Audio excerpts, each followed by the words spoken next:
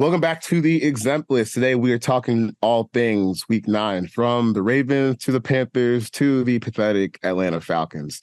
Joined by Theo Ash from the Stay Hot podcast and general TikTok fame, and we're going to get right into it.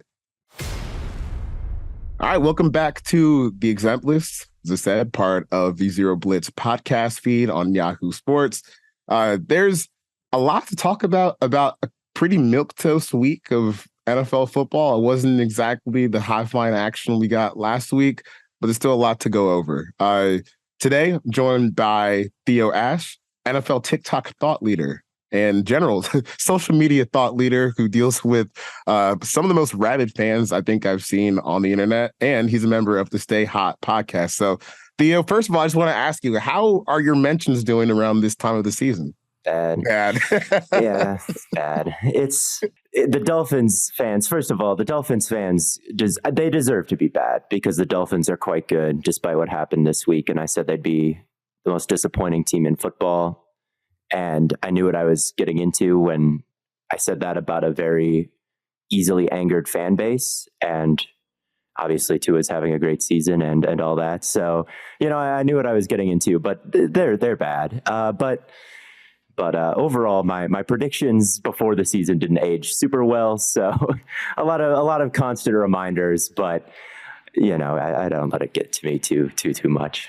Yeah, we're going to be wrong a lot. Like when you're just posting it in front of a mic and then doing all this, you're going to be wrong a lot. But I will say the Dolphins fans, I didn't know that they had this many fans up until like McDaniel and Tua started going, because it just seemed like they were just kind of apathetic about everything until the end of the Flores stuff. And then once they popped off with Tyreek and Mike and Waddle, I was like, damn, y'all have a pretty serious fan base. I guess you guys were just over there being Heat fans or Hurricanes fans, but wow, there's a lot of them and they're rabid and they're everywhere. I mean, I wish I had a team to feel good about, but I don't. I think that every fan base has the same amount of capability to be evil. This is my main takeaway from being on social media and having the amount of controversy in my mentions that I do. I just think that any fan base could strike at any time if the quarterback conditions are right.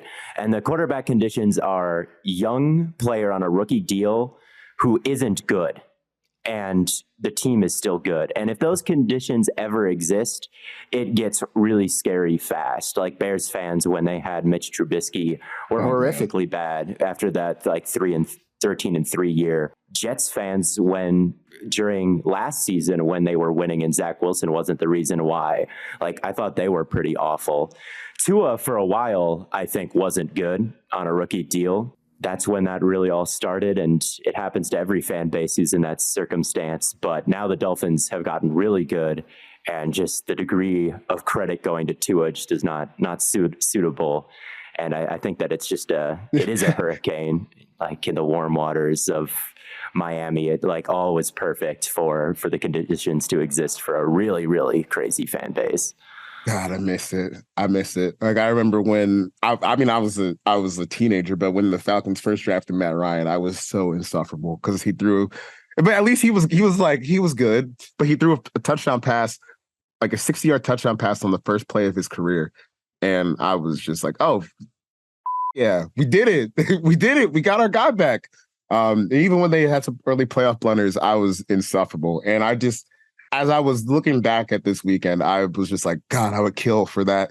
I would kill for a playoff game where we could go to New York and lose 24-2 to the Giants, or get your heart ripped out by the Arizona Cardinals, who ended up making the Super Bowl that year back in 2009 and 2010. And now I'm watching Taylor Heineke be worse than Desmond Ridder for like an entire game of football. I have started to realize this year how spoiled I've been with the quarterback talent in Atlanta, because you get to go from Vic, then you have the one bad year in 2007, and then you get Ryan and he's immediately good, and you get that for like 15 years. And now we're dealing with Marcus Mariota, Desmond Ridder, Taylor Heineke, just trying to patch together something that works.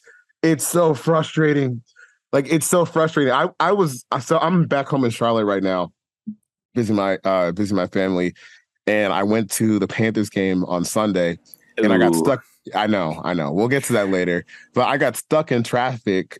I'm on my way into the stadium, And my phone's just blowing up because this is during the second half of the Falcons Vikings game. Just LOL, ha ha ha ha ha, LOL. Like, dude, are you kidding me with this? And I got back just in time to see Josh Dobbs break all those tackles on the fourth down scramble that ended up setting up the game-winning touchdown. And I just can't believe how far we've fallen. It's just like every week it gets worse, whether it's the quarterback messing up, we got fumbles, defense can't tackle anyone, Arthur Smith being Arthur Smith to the media after the game. I'm not having fun right now. And I thought that this was going to be the year where like they wouldn't be good, but like they'll be kind of a watchable, fun kind of bad, where it's like, okay, we have our growing pains. Our quarterback's young, all our skill players are young, our offensive line is kind of in a transition period. But no, I'm not having any fun at all. Like the Taylor Heineke game, that was horrendous. I relate to a lot of what you're saying as a Packer fan. I mean, we don't even get to victory lap any of Jordan Love's rookie contract because it's over. He's already signed his mini extension. So we can't even say like, oh, he's on the rookie deal. We have this huge window. Like it's just straight up, he's a vet now. And that whole window to be insufferable is over. And it's just straight to dismay, it feels like for me, because I've kind of thought the same thing as you with the Packers, where I'm like, yeah, they're young, but they've got a lot of talent. And I think that Love has more savvy in the pocket than people might expect. And then the season starts and they can't run consecutive plays without a mental error that should have been solved in preseason. And it's like, wow, it's even hard to like conceptualize Aaron Rodgers now because he just did everything like perfect for a long time. And now it's just, we can't do anything right. And it's like, how did we have someone who could do anything on the football field and now we can't do anything, anything at all. So it's a lot harder to be cocky in our situations. I don't even want to be cocky. I just want to have fun. Like it's right. It's just because look, after the Super Bowl that shall not be named, I was kind of done with expectations for this team because you had the Super Bowl and then the next year you go to Philly, the year they won the year the Eagles won the Super Bowl, and they almost beat them like in Philadelphia to set up another NFC title run.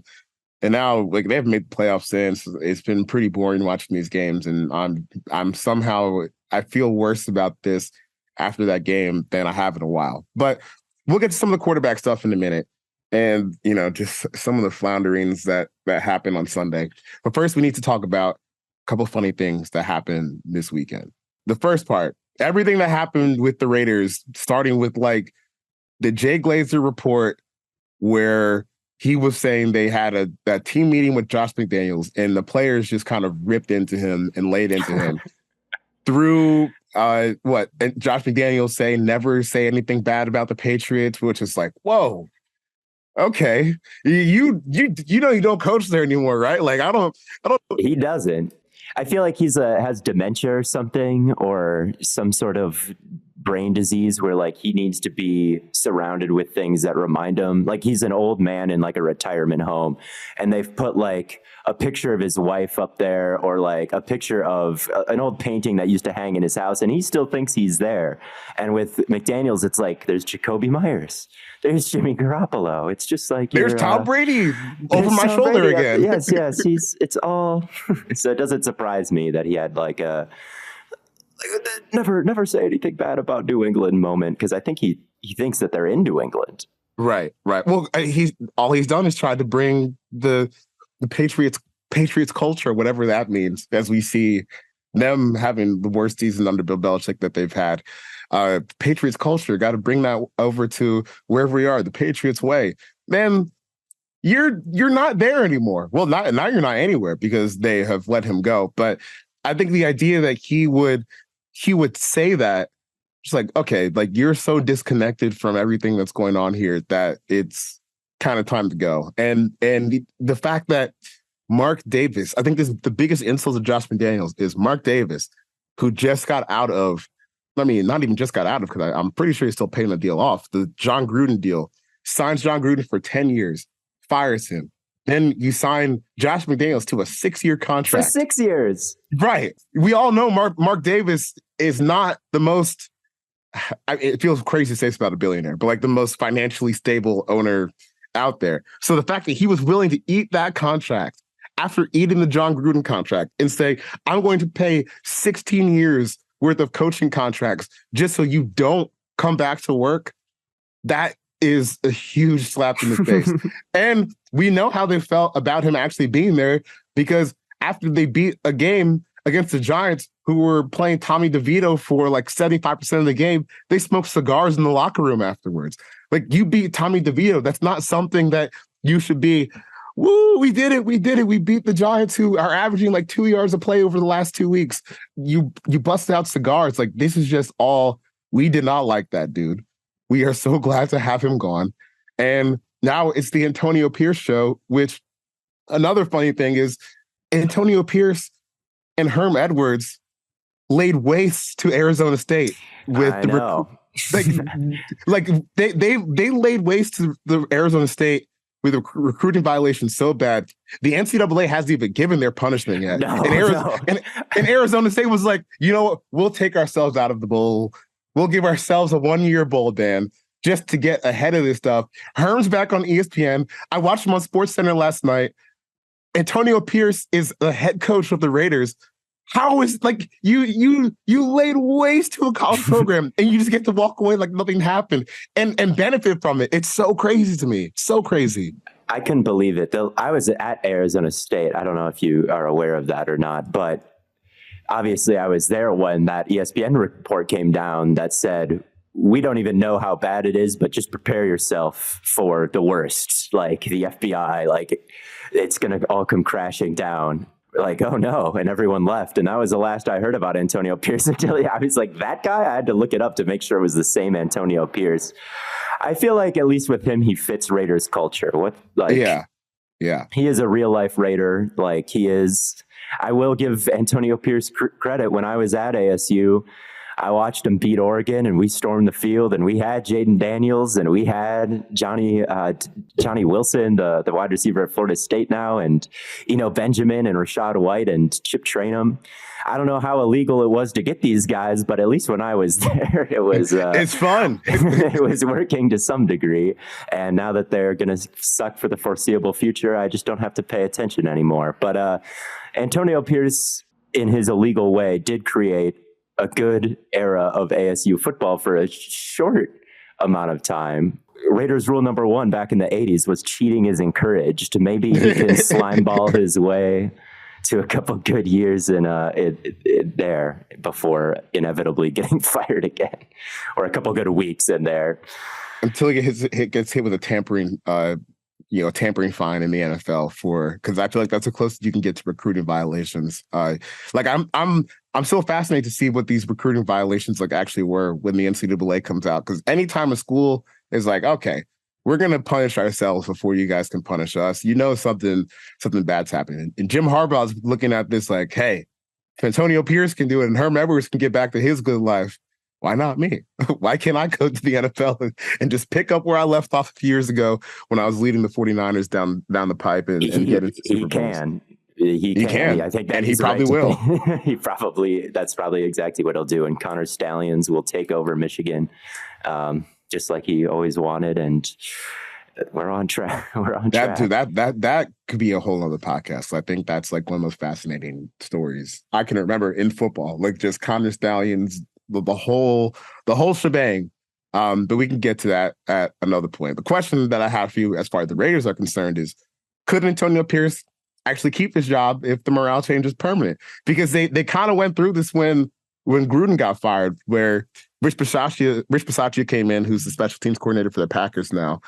He was the interim coach, and they actually looked like a real football team after he had left for a while. Like I said, I know you were playing against Tommy DeVito, who, based on EPA per play standards, was a slight upgrade over Daniel Jones in that game, but still it's Tommy DeVito. So you got their first win. Is this something that they can build on and let Antonio Pierce be their head coach? It might be the cheaper option for Mark Davis. Why the hell not? I mean, just don't give him a 6-year contract. If they do turn it around, why not? The last time the interim sparked joy in the franchise and you got rid of him for some asshole. This time around, unless there is a coaching candidate that is absolutely dying to play for you, like a really good one, someone that like a Harbaugh, or I don't know who the other, Mike McDonald right now. If one of those guys is willing to come to Las Vegas and play for Mark Davis and coach whatever the Raiders have going on, you should do that. But in the very likely scenario that those guys go somewhere else and you are the worst coaching option available, like, man, you might as well like give it another roll of the dice with the guy that you have in-house, right? If he is going to be the cheapest option, if he is going to be someone that you don't have to tie yourself to long-term to get in the building, like, yeah, man, you're not going to have the pick of the litter if you're the Raiders right now. You're one of the most dysfunctional franchises in American sports. The Raiders are like the one NFL team I feel that just hasn't been good in my lifetime at all. Like, for not one season where they build as legitimate contenders or poised to make a deep playoff run. They were a dumpster fire. There were some years that they were okay, and now they're a dumpster fire again. Like, I feel like even the Browns currently have a more formidable roster than the Raiders ever have, and they have a quarterback that was a disaster to acquire. Like, yeah. I don't know what franchise has been worse for the Raiders. So if you have someone who like likes coaching there and is like bought into the franchise, by all means, like, I understand keeping him around, because it's not like they have the luxury of signing whoever they want, I bet. Yeah. Another Patriots related thing, hashtag transition. Patriots have lost to the Washington Commanders, who they sold their two best pass rushers right at the trade deadline, and you come in and you can't get anything going on offense. Like, the Commanders waved the white flag on the season. They said, "Hey, let's see what Sam Howell's got. We're gonna try to get picks for Montez Sweat and Chase Young," and you come out and you just get nothing. Mac Jones threw for 220 yards, 5 yards an attempt, a touchdown to pick. His ESPN QBR rating out of 100 was 29.4, passer rating of 66.5. Like, what's next for the Patriots here? Do you fire Bill Belichick? Because obviously this isn't working, and in the post Tom Brady, era, none of his decisions that he's made have really come to fruition in a way that's mattered or even gotten close to getting across the finish line with these wins. I think you have to at least force him to outsource his weaknesses somehow. And maybe you fire him, or he voluntarily steps down from that GM position that he's held since 2000. Because I think Bill Belichick is the GOAT of the sport, just point blank, period. More than any other figure, coach, player, anything. Like, his resume is cracked. I mean, there's so many rings. As a defensive coordinator, he's coached the GOAT at defense, special teams, and offense. Like, there's just, he is such a titan of the franchise. He is such a titan in the industry. He just signed a contract extension, apparently mysteriously. I don't know if a firing is in order, but a complete overhaul of how they acquire offensive talent is in order, because everything they've done just, it feels too cute. And kind of the same thing is true for the defense, I feel like, with Belichick. Their defensive additions, whether that be drafting Kyle Duggar out of some nowhere college in the second round, like what they drafting, Keon White, who wasn't high on too many draft boards, like high in the second round. There's their personnel on defense. I don't think any GM would have acquired. I think Belichick has a very specific vision. Like, he wanted versatility. He drafted Mapu, the safety linebacker hybrid. He lets corners walk and brings in new ones that play just as well. As a defensive GM, they have a very high hit rate on young players. And the way they've built it out, I think, is a vision that I think only Belichick can really put together. But as far as the offense, I think it's kind of been the same deal. It's kind of been these weirdo picks, kind of been stuff that the national media isn't really high on. But they just haven't had the same kind of success turning those into good players, or like looking smarter than everybody else. So they need someone else to deal with like the entire offensive side of the ball. Like, I think Belichick can still be in charge of defense. I honestly think he's on top of things in terms of schemes for the era and making the young players develop. But man, the offense post Tom Brady has been so brutally bad. Like, I feel like they have to somehow in their power structure put someone else in charge of that somehow, while somehow also keeping Belichick, which would be a unique structure. But they've had a unique structure there basically since he was hired back in the turn of the century. Yeah. I think one thing you said about it being too cute, it's like on offense, it's too cute and not cute enough at the same time.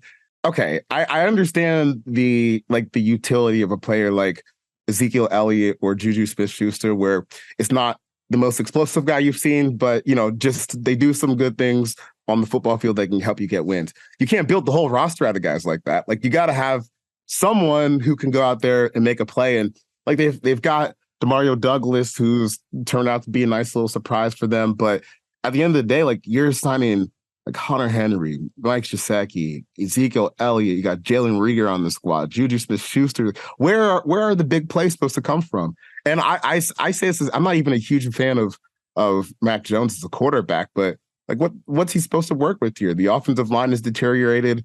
It just kind of seems like Bill, to a degree, has kind of gotten lost a little bit on what you need on offense to kind of get this thing going. Because I think on defense, like you said, he should still be allowed to make those decisions because, like you said, he's got a pretty unique vision on what this defense is going to look like, and it works. So he should stay in charge of the ball on that side. But even just beyond the personnel, Joe Judge and Matt Patricia being your offensive leaders last year, like what the hell is that?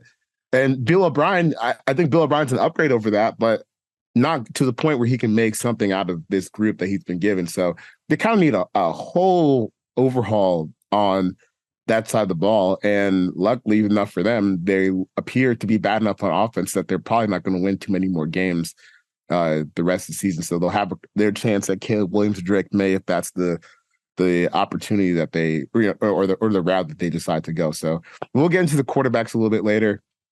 The last funny thing from the weekend, Aaron Rodgers. I feel like we've talked about Aaron Rodgers so much this year. Okay, because when we had the old rendition of this podcast, when it was me, Charles Robinson, and Jory Epstein, we spent like 2 months covering Aaron Rodgers back when he was still with the Packers, about to get traded with the Jets, trying to figure out what's going to happen. And nothing has happened since then. Like, except him getting hurt 4 plays in the season. We haven't seen him play any real football for the Jets.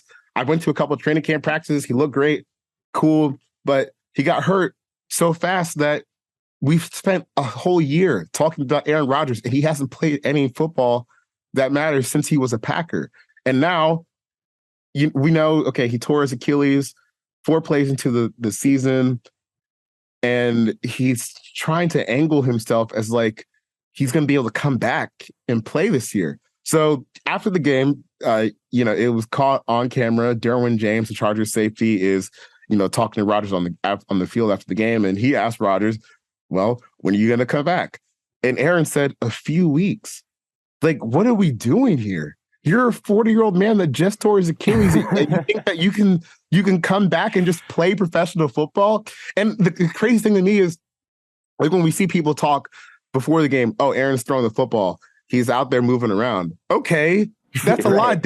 That's a lot different than 250-pound guys who run 4.5 chasing after you with a bad offensive line. I don't understand what we're doing here. It's not unprecedented that someone tears their Achilles and comes back. Cam Akers did it a couple years ago. Yeah, how'd that go? So yeah, exactly. I have the box score up in front of me. So he did not play the entire season. He comes back week 17. He had 5 carries for 3 yards. And then during the playoff run, he averaged 2.5 yards per carry and fumbled twice with no touchdowns. And then he tore his Achilles again a few years later. So it's like a few days ago. Yeah. So that's the precedent.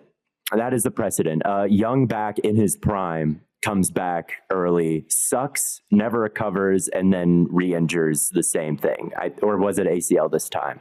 No. He tore his Achilles again. Yeah. Okay. So that is the precedent that Aaron Rodgers is looking at. And it's not good. And I know that, he's walking into the stadium and he's putting on a brave face and he's saying, "Let me get one and throw one." And it's like, dude, I think you are vastly overestimating the healing powers of whatever you're working with, which is not necessarily something that is uncommon with Aaron Rodgers over the past couple of years. I think that he thinks that he is Wolverine and like has the elixir to just like heal. I don't think that health people who get into these like mindsets where like, oh, the human body can do whatever it's capable of, fighting off illness, fighting off disease. If you think about it, even cancer can get beat if you fast. Like, these are things that are all out there in the like weirdo human health world that he is fully in. And I just don't think any of it is true.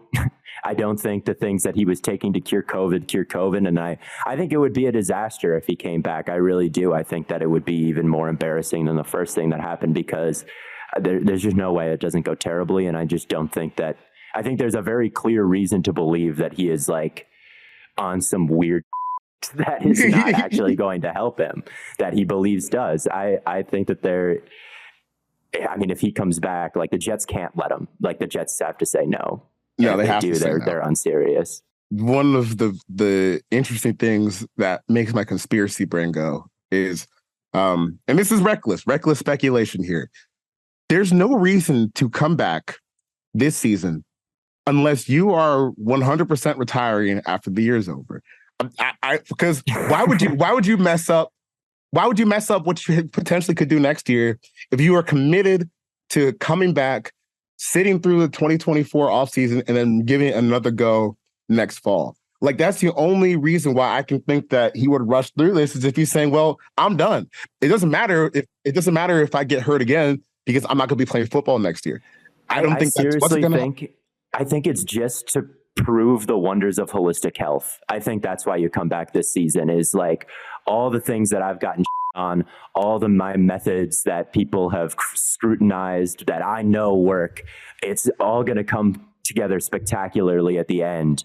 And everyone who says that I can't do it, and everyone who says that, what I do is crazy or stupid or dumb, are going to be eating their words when I ball out and come back and do something that's never been done before with my health regimen that's never been done before. I think that's literally the only thing factoring into this decision. Yeah. And I think an important point on like the Cam Akers comparison is, not only is Cam a lot younger than he is, when this, about 15 years younger when this Achilles tear happened. Cam tore his Achilles in July. So he even had 2 months before the season started where he was kind of in that rehab cycle. So when you get down to, he's back for the playoffs in January, that's 6-7 months that he's been recovering from this, not 4 or even like 3.5.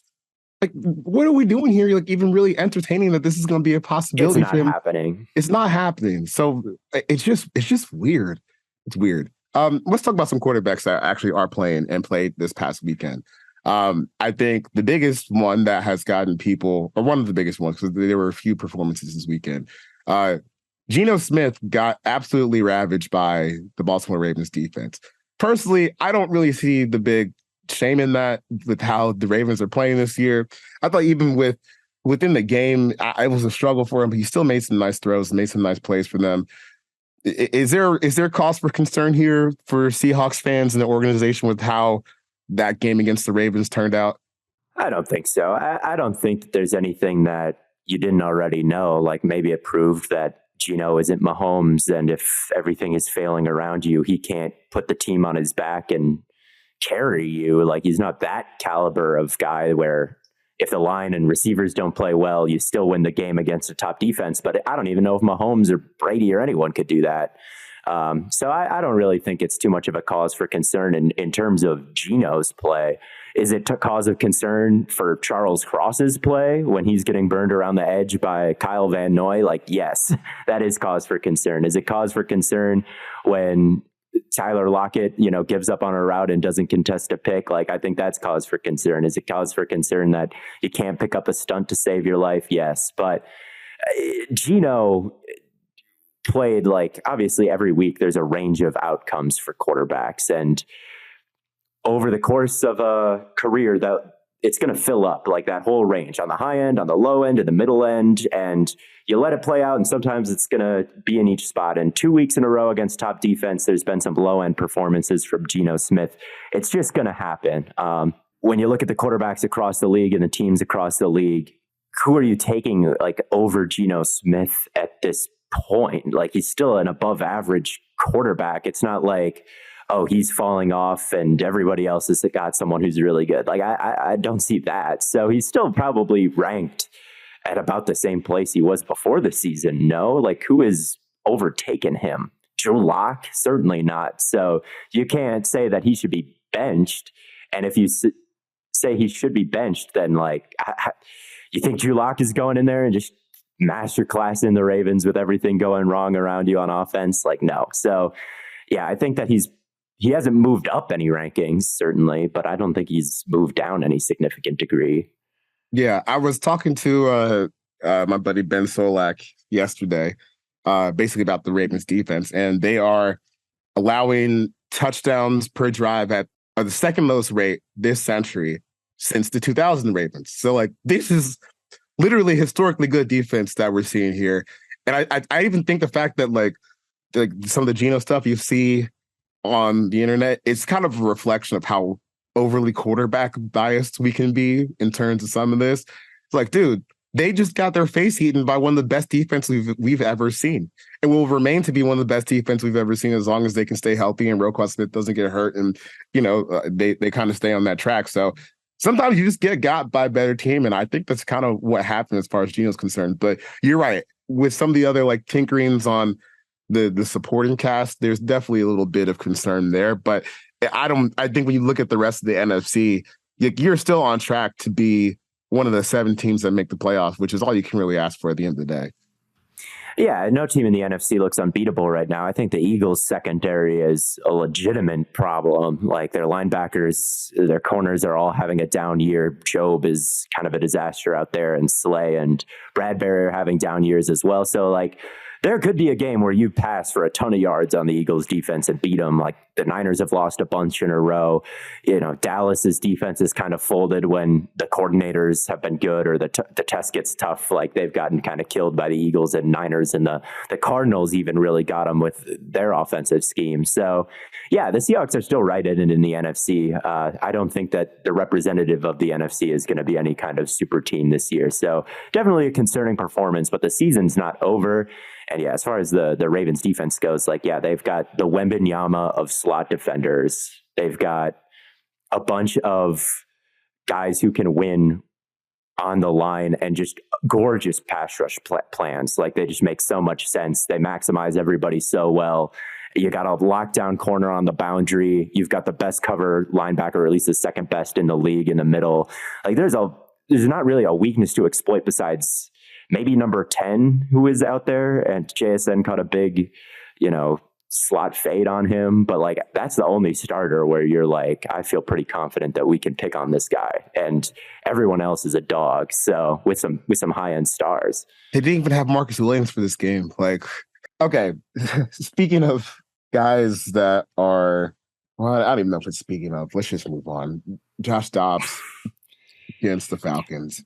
I feel like this is why it's okay to kind of trade off a little 6th-round pick for just someone who can come in and start running an offense. Like, if I was a Jets fan, I'd be looking at last night and what Josh Dobbs did against the Falcons and be like, yo, what the hell? Like, why didn't we try to make a move? I don't even really know what to say about this Josh Dobbs performance, because I feel like so much of it was just the Falcons being terrible. Like the 4th down conversion that ended up getting them into position to win the game. Dude, just sack him, bro. Like, you had him dead to rights like so many times in that game, and they couldn't get him to the ground. And credit to him. I mean, we've all seen the videos of him going through the cadence on the sideline with the offensive lineman, trying to figure out who his damn teammates are in the middle of a game. His teammates are telling him what routes they're going to be running because he doesn't know the playbook because he just got there, and he was still able to, to make enough plays to get them across the finish line. Is there any big, larger takeaway that we should take away from this Josh Dobbs performance? I think there is one, and I think that the macro takeaway that it reaffirmed my priors that running quarterbacks have the highest floors, because this guy literally didn't know what was going on, but he was a running quarterback, and that's what he did to win a game. I think that that's my main takeaway is when I look at the draft and when I look at floors and ceilings, I'm just looking at who's the best athlete at the quarterback position. And that's not a low floor guy. That's a guy who can come in and maybe give you a spark. That was a thing that I was talking about this draft cycle with Anthony Richardson, is like, even though he's inaccurate, he's not really a low floor guy because your rushing offense can be so good with him. And then for Dobbs to come in and not know what's going on and still be able to make plays with his legs to win the game, I think is an example of that theory being proven. And then the other thing is, I think he's just the new Fitzpatrick, man. He's really smart. He could pick up an offense in a hurry. Obviously, like, it does take some brains to even like process the information in your headset of like, here's what's going to happen. And this is the defense that it looks like it's going to be. And here's what you're going to do. Like, to process that quickly and actually execute it, like, you have to be super smart.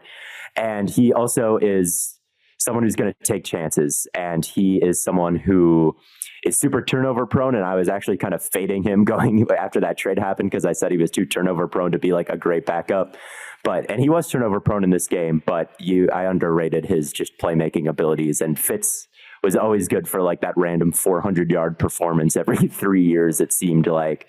And Dobbs is probably about the same thing. He'll probably be on a million teams and give you a fighting chance. But overall, I feel like going forward, the turnovers will probably be a little bit more crippling than they were in this game. Dude, when Jaren Hall got hurt, I was like, damn it. This is because I want the whole game against Jaren Hall, because I feel like you walk away with the win, because outside of like maybe like one throw where someone was open, he looked way over his head. So he's a BYU guy. Like, their offensive line still, even since Zach Wilson left, like, you turn on Jaren Hall tape and it's like the line is great and he just doesn't need good footwork and he could just kind of sit back there and do whatever he wants and it works out. And yeah. And speaking of quarterback doing whatever they want and it working out, CJ Stroud in the second half of their game against the Buccaneers turned into like prime Peyton Manning running in a Shanahan offense. And I think we saw like what the capabilities of that passing game are. He threw for 470 yards, 5 touchdowns, set a rookie record, was one of 6 quarterbacks in NFL history to throw for 470 yards, 5 touchdowns, and no picks in a game.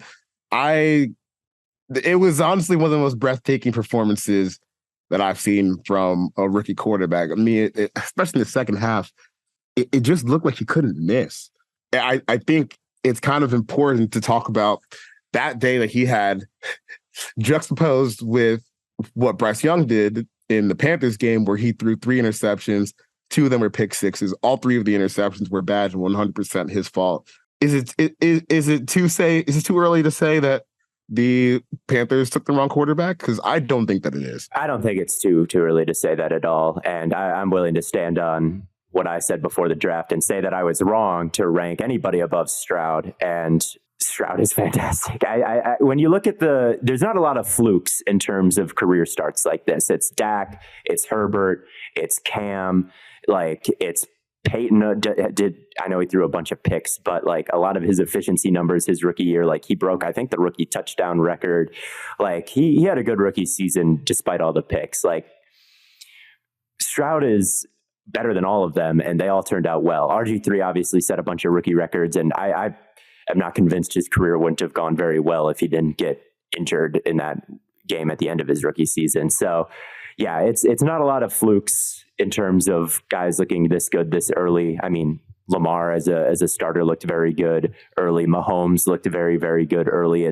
I'm trying to think of quarterbacks that looked this good early and then just didn't work out.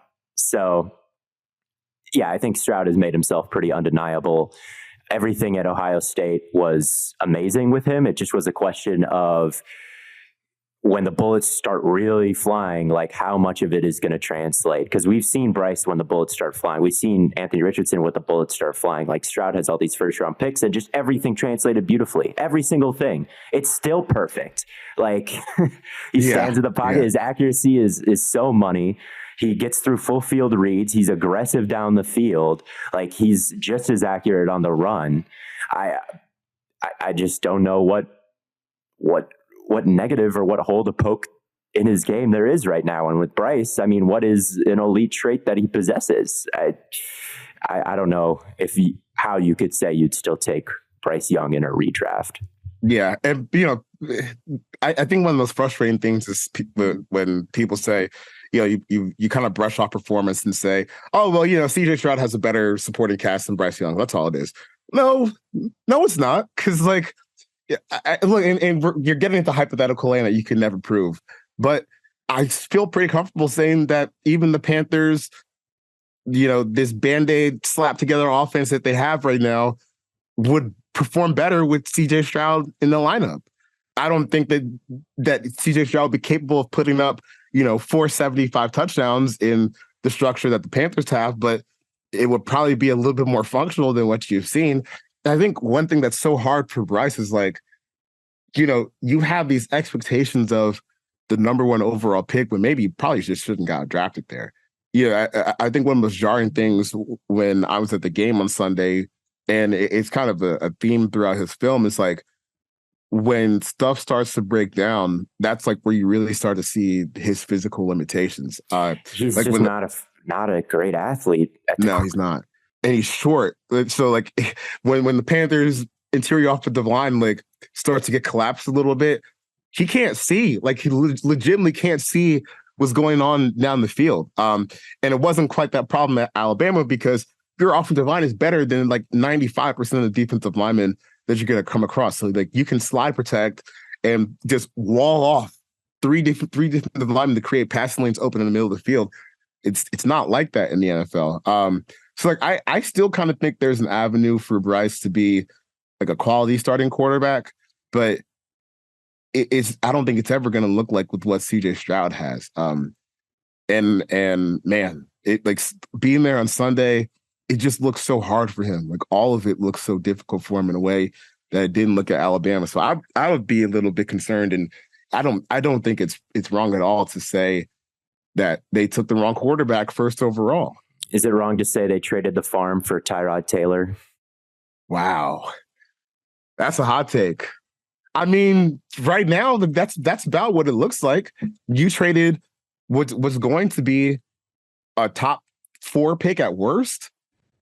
It's still in play to be the number 1 pick, because Kyler Murray's about to come back for Arizona. So maybe they'll have a better chance to win some games in the back half of the season. We could be talking about, you traded the 9th overall pick, a top 3 pick, DJ Moore, and another pick for this. That's the kind of stuff that gets GMs fired. But but there might have been enough owner meddling in this selection where Scott Fitterer is safe and they get another year. He shouldn't be safe. I mean, oh my God, they're drafting not only Bryce, and Bryce to me had a normal first round grade. I thought that his sense and his ability to create and his accuracy, and I do think that he is a little bit better at standing in there and hitting things over the middle than Kyler or Russ. But to me, he had just maybe should have been taken where Fields was taken. He right. kind of 10th overall in the draft-ish type of deal. Anthony Richardson was my QB1 in the draft. I thought that he was the one where when we look back on it and say, the engine of an offense can create things all by themselves, trade up to get him. He was the one that fit that bill to me. Stroud should have, obviously, but Bryce was not in that to me, never really in the conversation of a prospect that big. And I think the macro takeaway with Bryce is going to be, even if he works out, you shouldn't trade that much for number 1 just to get any franchise quarterback, just to get a quarterback on the roster. It has to be the right one. Bryce could be a franchise guy, but just because it's that doesn't mean he just has limitless value and whatever you give away from him is fine.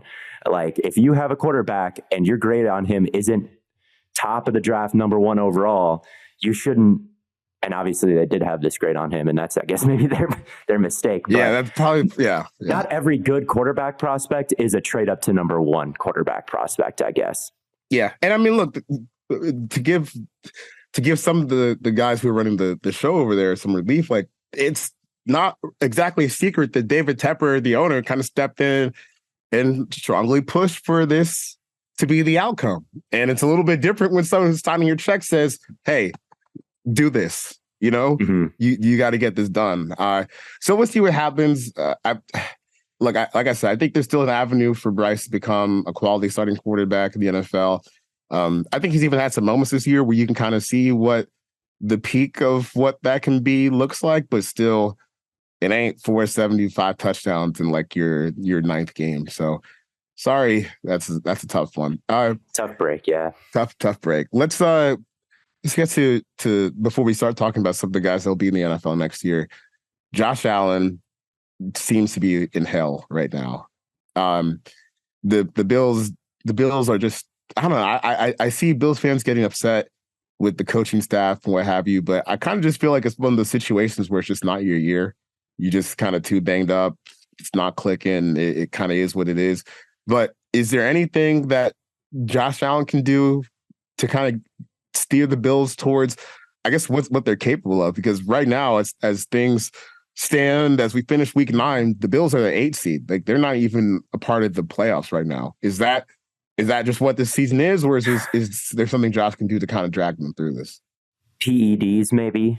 I think that's maybe what he could do if he just like becomes untackleable, or I don't know though. I think when you look at their supporting cast, like the line ain't it. Gabe Davis, I'm such a Gabe Davis hater. 0 yards against the Bengals, 0 catches, nothing. And that's what it was like last playoffs too, is just like you watch Josh drop back and like there's Diggs, but what else is there? Like, what is that second weapon to take relief off one thing? Because there's a lot of players on an NFL field. There's 11 guys. You can devote resources to wide receivers like Diggs. What else do you have to take advantage on the one-on-ones you get somewhere else? That's like a pretty core idea of football. And to me, Kincaid was never good enough to be quite like that type of guy. Like, he's not a Kelsey or a Gronk or a Gonzalez. He's been nice for them, I guess. He's been a serious player, but like, they need a I know they always get linked to Saquon. I legitimately think Saquon would be a big help for them.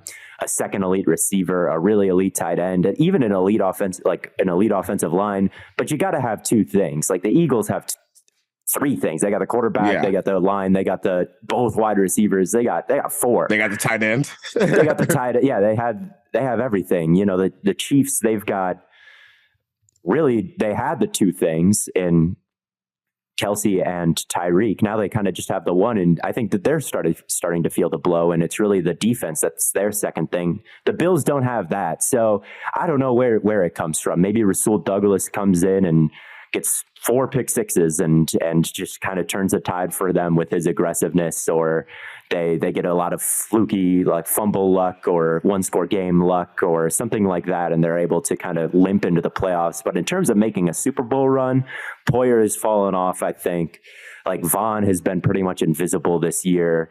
Yeah, they got old on defense. They're old. Yeah, they're old and they're injured, and the offense just doesn't have a second star that can take advantage of the one-on-ones that Diggs gives them. So I don't know what Josh Allen can do. Every other elite quarterback, Burrow, Lamar right now, like Trevor, they have better rosters than the Bills do right now. Like every single elite quarterback does. So I don't know how Josh can win the Super Bowl by himself. Yeah, it's gonna be tough. I mean, shoot, win the Super Bowl. They need to get back to the playoffs. Make the playoffs. Yeah. Which I mean, I don't think that's impossible with how the Dolphins are looking, because they're clearly a beatable team. But I think you're starting to see the limits of like the current roster construction, and like this next offseason is gonna be huge for them in terms of how they start to construct this thing and figure out how to plug some of the weaknesses and frankly just get younger with quality talent. I think. Dude, the Kyer Elam pick missing that ends up being a huge problem for them, because Trey White, he's hurt again, and at his age and experience, you don't know what that's going to look like when he gets back next year. Like, what else do you have? We got Teron Johnson, who is not quite like an outside cornerback. He's just more of a do-it-all kind of Swiss Army knife guy. It's kind of getting a little spooky over there on a defense that has been good for a long time. I think the Chiefs trading up in front of them and taking McDuffie is like a defining moment in this era of football, honestly. I think that the locker room, or not the draft room clip of that happening and the GM being like, oh my God, like literally pounding the table, frustrated. And then they just took the next corner on their board who just doesn't fit what they want to do as well. Like, and they didn't like as much, clearly. So I think that happening and McDuffie turning into a legitimate superstar and Kyrie Lillard being a healthy scratch and the Bills being on camera documented upset with that moment is such a fascinating one, like a little team building thing where they just got outmaneuvered by the Chiefs, and it just kind of seems to be the story. Yeah. Let's turn the page forward a little bit towards next year's draft. Because I think with Kyler Murray coming back this week against the Falcons, you're gonna start to get some answers as far as to what the top of the 2024 draft will look like. And there are two quarterback prospects that are miles ahead of the rest. You know, to me, this is one of those years where quarterback 3 doesn't even really matter that much. Because I've looked a little bit at some of the other guys. Like I don't. It's tough. Agree. It's tough. Like, yeah, I'm declaring it now. I'm flat out not going to argue with anyone who their QB3 is. Like, if that's Shedeur Sanders, Tyler Van Dyke, Bo Nix, I couldn't get fired up about any one of them if you tried. But Caleb Williams and Drake May is going to be, the big debate going into next season. Compared on where we were at the start of the season to where we are now, I think there's been a little bit more credence to the idea that Drake May could be the best quarterback in this draft, because Caleb Williams, it's not his fault, but people were calling him like the next Patrick Mahomes coming into the season, which is just ridiculous to say about anyone. Patrick Mahomes wasn't even thought of as Patrick Mahomes when he got drafted by the Chiefs, like 10th overall. So I think Zerline comped him to Jay Cutler. Yeah. Which is no disrespect to Zerline. Like, that may have been like, I didn't scout Mahomes, so I don't know. But like, yeah, no one thought he would be the GOAT. Where are you on Caleb Williams versus Drake May as far as like their NFL careers are concerned?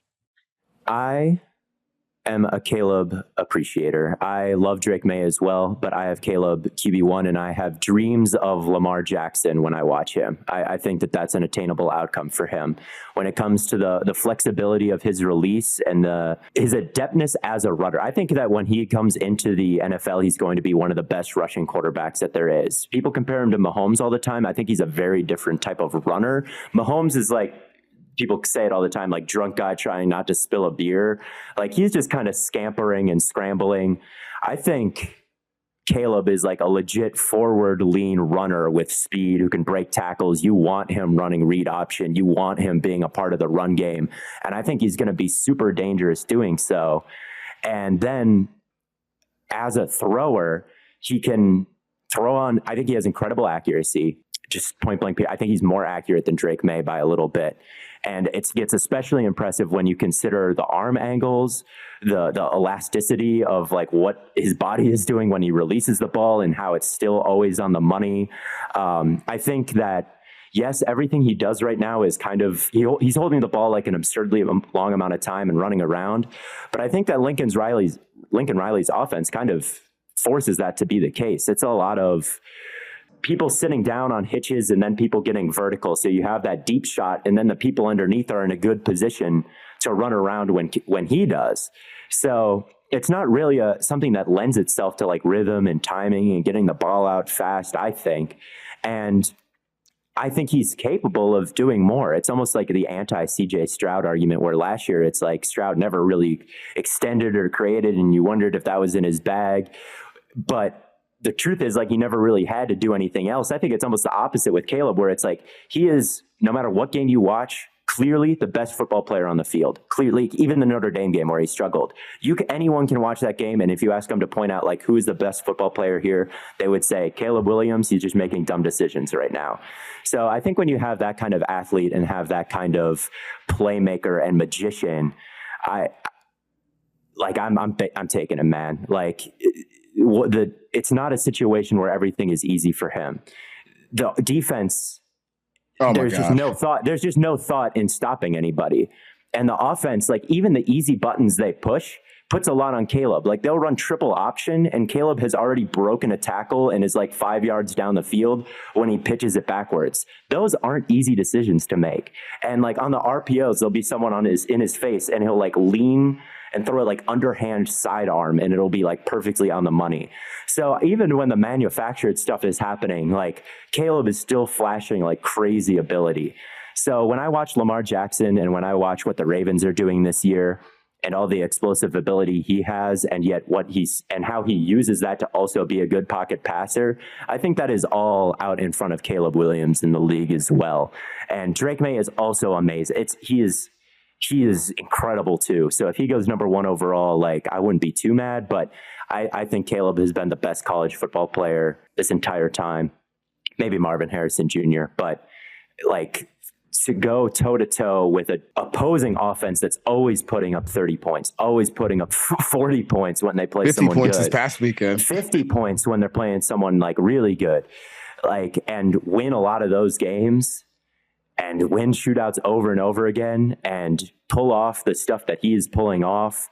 Like, I do think that there is some prime Russ, some Lamar, some Josh Allen, some Mahomes that is in there. And I think that those are the guys you're looking for when you're taking number 1 overall. And I think that he's just a bit more spectacular than Maye is, although Maye is certainly also amazing. Yeah. The only place that I get stuck on between the two is I get worried about Caleb's floor sometimes because I wonder if he's just going to be a sack machine in the NFL. And I don't quite feel that way about Drake Maye just yet, but it could be a function of the offense. I just see there's so many times where it's like, Caleb, you got to do something back there. You can't just sit back there and take a sack or get fumbled. And that's the only thing that makes me a little worried. But like, if you can get Caleb to just throw the ball a little bit more on time sometimes, not rely on him. Well, I got 99 throw power and, I can fit the ball into any window down the field, whether it's, 20 yards down the field or 50 yards down the field. That's the only part that I get a little bit concerned about with Caleb. Like, can you just on the play? Yeah, I would say that Maye is a little bit better at that, but Maye has his moments as well where I think that that's true, where I'm like, Maye, get rid of the, like, you can't hold on to it that long. Like, oh, that was a stupid decision on the run. I don't think Maye is 100% clear of those allegations, like the sack could get sacked a lot, or I don't know. Caleb is definitely a whole different level though. But again, I think it is just kind of a function of the green light that he has, first of all. Like, I think that oftentimes, like when he holds the ball, those are good plays for the offense, and sometimes they look bad. It's almost like a Damian Lillard, like when he shoots it from the logo, you might say like, oh, that's a bad, like a horrible shot. Is Dame stupid? Like, why would he take that shot? And sometimes with Caleb, he'll run 10 yards backwards and get sacked, and it's like, oh, why would you do that? But it's like, it's not necessarily bad selection for him. And I think he has a slow heartbeat under pressure. There are times where I've seen him climb the pocket. There are times where I've seen him get the ball out quickly. There are, like, it's not devoid on film, I think. I just don't think that those are the most efficient plays for the USC offense right now. And I just don't think they're like interested in dialing those things up. I think they're interested in calling routes down the field and calling stopping routes and hitches that can easily run where Caleb wants to be when he breaks out. When I watch him, I see Lamar Jackson. I think that that's obviously not the exact same player, but I think that they can hit a similar place in the league. And with Maye, I might see Justin Herbert. Like, seriously, and who's better right now, Lamar or Justin Herbert? You can't really go wrong. Yeah. I think that that's kind of like the college version of that debate. Yeah. Well, it'll be interesting to track for sure. I mean, I'm kind of pumped for this upcoming draft season just because I feel like there really are credible arguments either way. It doesn't feel like, you're squinting and straining to try and see a franchise quarterback in either one of these guys. Like it's right there for you to have. And I'm with you. I don't really think there's you can go wrong either way because, dude, if Caleb hits his upside, like, holy shit, like that could be QB1 in the NFL like pretty soon. Yeah, he's And he never throws picks. That's the other thing. Like people say, I know versus Notre Dame, he threw some bad ones, and he's certainly capable of throwing some bad ones just in terms of his play style. But you look over the whole scheme of his career, he's attempted 1,000 passes. He's thrown like 14 picks in his entire career, and he's doing crazy all the time. So when you're like crazy to picks ratio is what it is, like, I don't know, man. I think that he has a pretty special sense of leverage, like down the field and in the pocket. And he might take a ton of sacks, but he's so good at breaking tackles. There are times where he's been like dead to rights and people get a really good hit on him and he just slides right off of it. And I know that getting the ball out quicker is a better indicator of sacks than breaking tackles, but he's going to be able to break those tackles. And I think like Lincoln Riley right now is just not I don't think he's under any instruction to get the ball out quickly, and I think that could change. So Caleb is my QB1, but May's arm is huge. He's crazy accurate on the run. Like he's pretty fast as well for a big guy. He makes huge throws with guys draping all over him. He throws with anticipation. Like he hits things over the middle of the field. Like he checks all the boxes. So I don't know. It is going to be a good debate. You definitely don't have to squint. Yeah. Well, I think we're gonna call it a podcast here. Theo, thank you for your time. Is there anything you want to let people know? Plug your stuff before you get out of here. You said it at the beginning. I'm on the Stay Hot podcast and then Wednesday Night Football podcast as well that I release kind of inconsistently. It's not every Wednesday, but I think I should have one out this Wednesday. And then, of course, Theo Ash NFL on Twitter and TikTok. All right. So it's going to be the end of this episode of the Exempt List. Thanks to Theo for stopping by. Send us a voicemail. You can hit us at speakpipe.com/zeroblitz. You can ask a question, send your hottest take, make fun of us. We'll listen, reply on the show. Be back with another episode of the Exempt List every Tuesday. You can tune in tomorrow for an episode of Inside Coverage with Jason Fitz, Charles Robinson, and Jory Epstein. I am Charles McDonald. You can find me on Twitter at 4verts.